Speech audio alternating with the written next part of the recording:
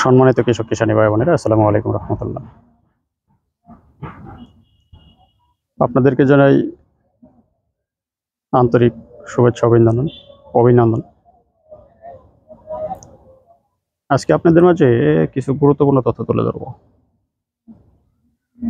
আপনারা আমার সম্মুখে যে ধানটি দেখতে পাচ্ছেন, এটি হচ্ছে ফিলিপাইন সুগন্ধি। এটি আমি রোপণ করছি এমন মৌসুমে। তবে এই ধানটি বোরোতে চমৎকার ফলন আসে।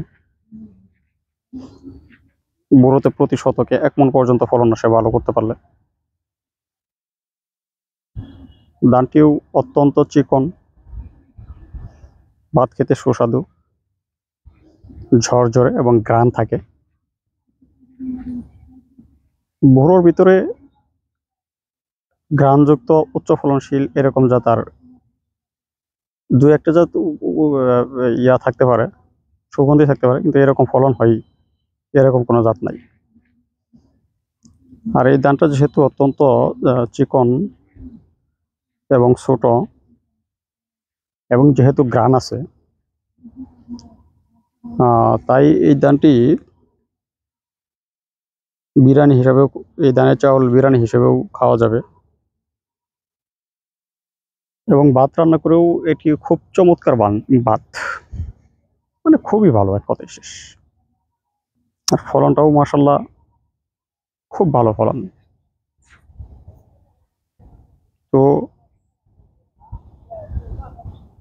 এই ধানটি আপনার বোরোতে একটি জনপ্রিয় জাতে পরিণত হতে যাচ্ছে। যেরকমটা হয়েছিল রড মিনিকেট জনপ্রিয়তা হয়েছে, প্রচুর একটা জনপ্রিয়তা অর্জন করেছে রড মিনিকেট ধানটি। রড মিনিকেটের মতো এই ধানটিও একটা জনপ্রিয়তা জাতে, একটি জনপ্রিয় জাতে পরিণত হবে ইনশাল্লাহ। এখন বোরোতে মোটামুটি বেশ কিছু জাত উচ্চ ফলনশীল ধান ব্রি থেকে উদ্ভাবন করা হয়েছে এবং ইন্ডিয়ান বেশ কিছু জাত উচ্চ ফলনশীল। তবে এগুলোর ভিতরে সবচেয়ে বেশি উচ্চ ফলনশীল রড মিনিকেটের সমান এখনো একটা ধান আছে বলে আমার মনে হয় না। রড মিনিকেটটা আপনার 33 শতকে বিঘা 28 থেকে 38 মণ, প্রতি শতকে 40 থেকে 45 কেজি আসে। আমার সম্মুখে যেটি দেখতে পাচ্ছেন ফিলিপাইন সুগন্ধি, এই ধানটি প্রতি শতকে 1 মণ পর্যন্ত ফলন আসে। এরপরে ব্রি থেকে উদ্ভাবিত বেশ কিছু জাত আছে, যেমন ব্রি ধান 108। এটি যদি আপনি ভালোভাবে সঠিকভাবে ফলন ফলাইতে পারেন, তাহলে 33 শতকে বিঘায় আপনি 32-34 মণ ধান উৎপাদন করতে পারবেন,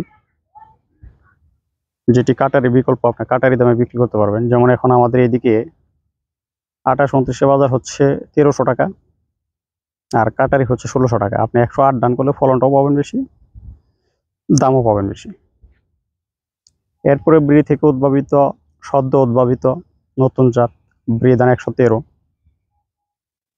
এই ধানটি প্রতি 33 শতকে আপনি 32 থেকে 34 মণ পর্যন্ত ফলন আসবে, সুষম পরিচর্যা করতে পারলে, সঠিক ফলন ফলাইতে পারলে। এবং ব্রি ধান 114, এই ধানটিও প্রতি 33 শতকে 32 থেকে 34 মণ পর্যন্ত ফলন আসবে। ব্রি ধান 113 যে ধানটা, এটার জীবনকালও কম, 147 দিন, যেটা ব্রি ধান 28 2 দিন বেশি মাত্র।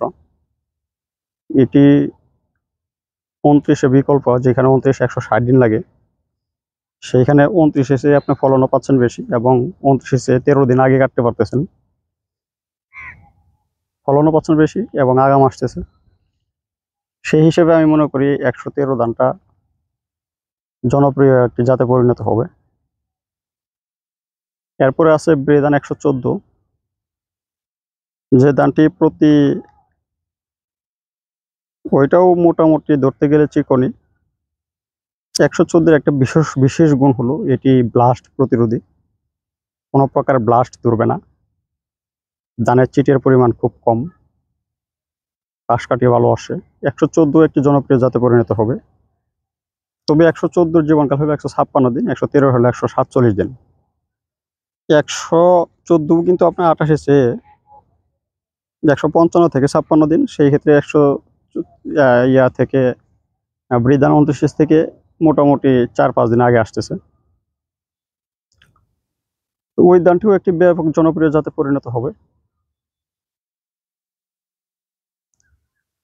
আপনারা যে ধানগুলাই চাষাবাদ করেন, একটু জেনে শুনে বুঝে কোনটা কোন সময় করতে হবে, তারপরে কিভাবে সার ব্যবস্থাপনা করতে হবে, কিভাবে পরিচর্যা করতে হবে। আপনি খরচ বেশি করে যাতে ফলনটা বেশি, আপনার খরচ কম করে যাতে ফলন ফলাইতে পারেন বেশি, সেই দিকে খেয়াল রাখতে হবে। তো আপনাদের সুস্বাস্থ্য কামনা করে, দীর্ঘায়ু কামনা করে এখানে শেষ করছি। আসসালামু আলাইকুম রহমতুল্লাহ।